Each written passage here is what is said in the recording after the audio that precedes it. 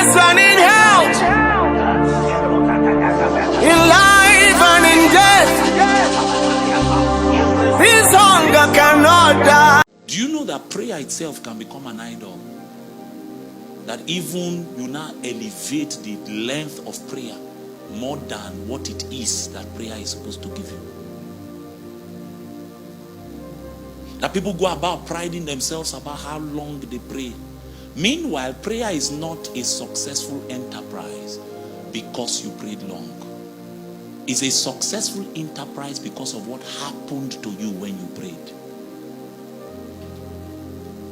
The journey of prayer is supposed to be transformational.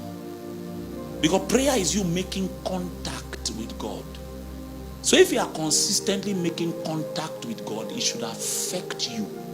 Your appetites should change. Your outlook to life should change.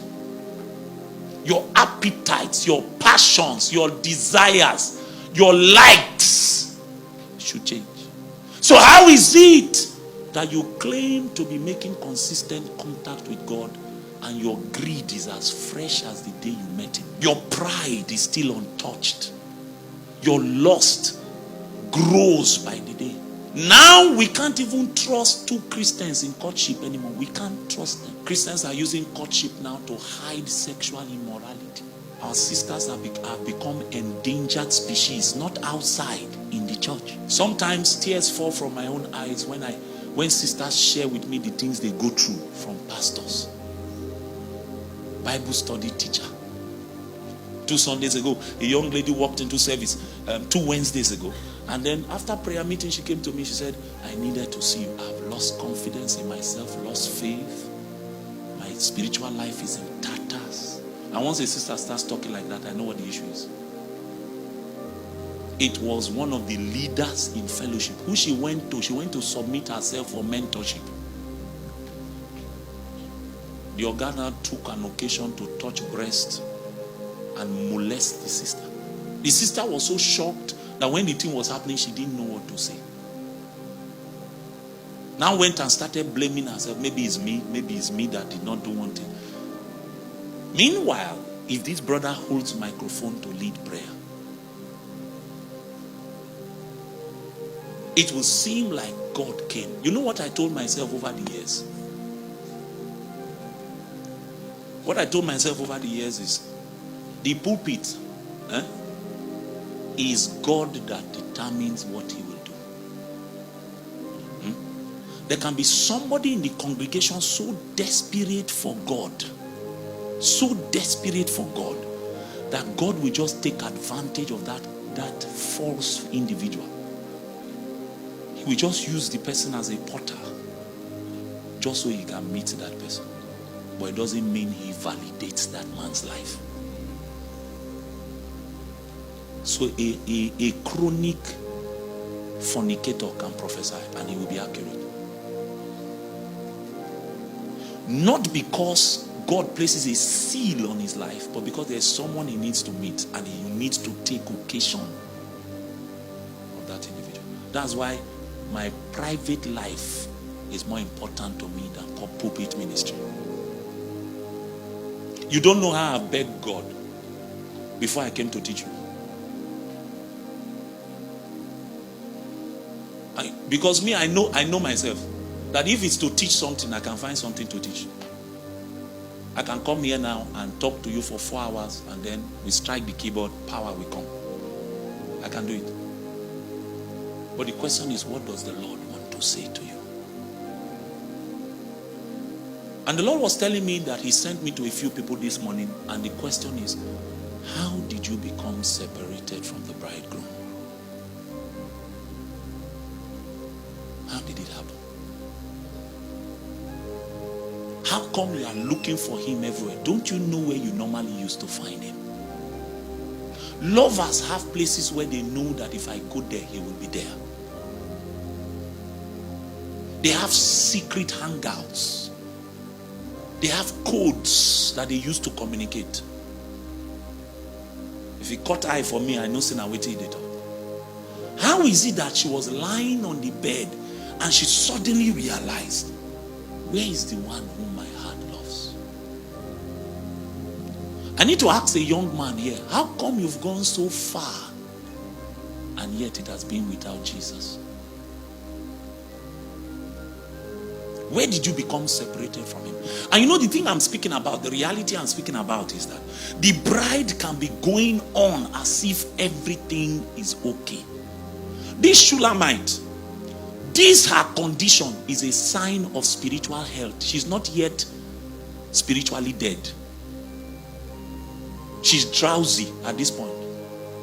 She's overwhelmed with spiritual malaria. She has not died yet.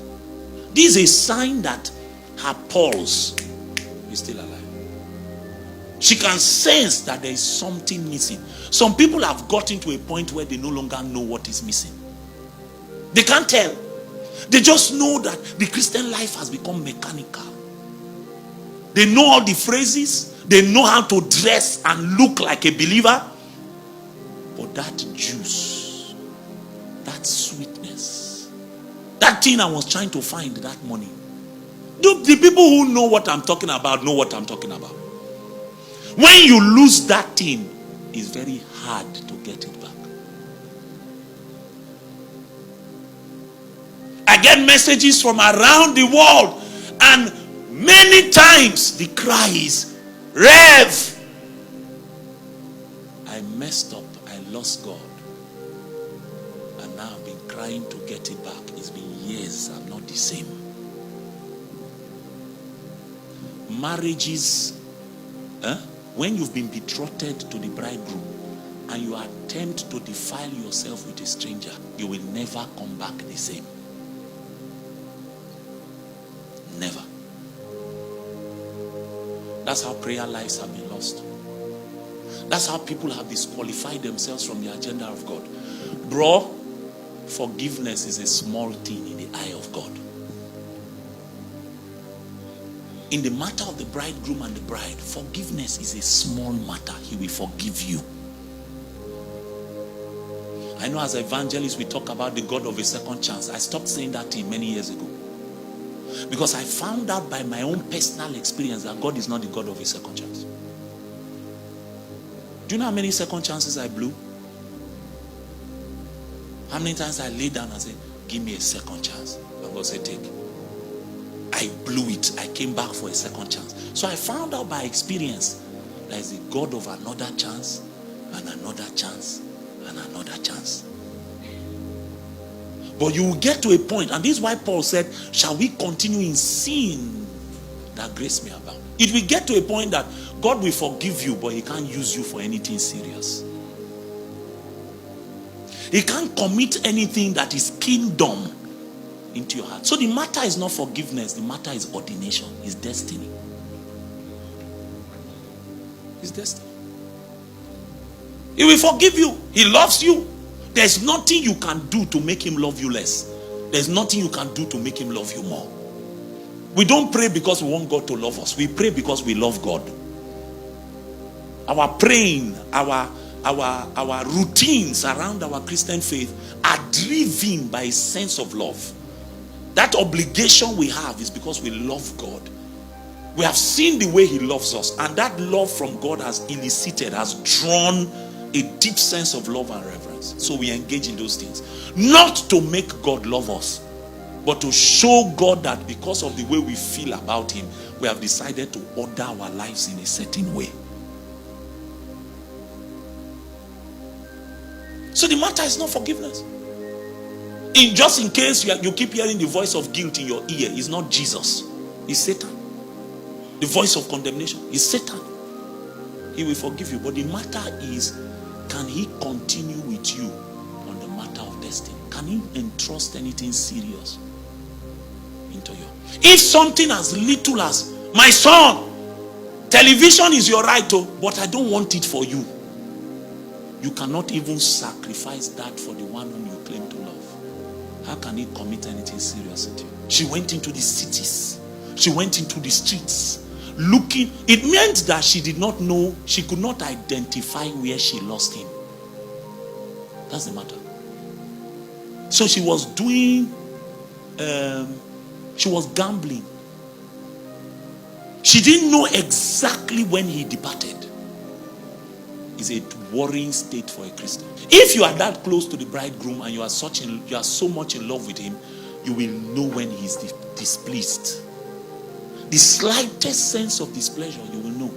So before it got to the point where he departed, it means that he had been expressing his displeasure, and it has been ignored. It has been ignored several times. Auntie, I know you want to marry, but you are not to enter a relationship now. But you've ignored that probing, that finger of the Spirit upon your own spirit. You've ignored it. Now you've entered 17 relationships. And every time you entered, you told us that God led you.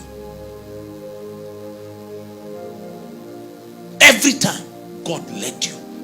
And every time you came out of it, you came out with a scar. Meanwhile, when we look at you from the outside, we say, this one is too close to the bridegroom to be making this kind of mistakes. We do not know that what you have is public ministry. You don't have private consecration. The matters of the bride and the bridegroom are private matters. Do you notice that the point where she began to feel this longing, where was she? She was on her bed, probably prepared for her bridegroom. It was then she noticed the one whom she's longing for, the one who her body is prepared to receive, he can't be found. The worst thing that can happen to a believer is that you are alive, but you are living without his presence. You and God have nothing. Nothing deep, nothing secret, nothing intimate. And you see, you can still be holding mic. You can still be attending church. You can still be doing mighty things. Meanwhile, he's only using you to satisfy a need on the heart of people. He's not willing to share himself with you. She sought for him.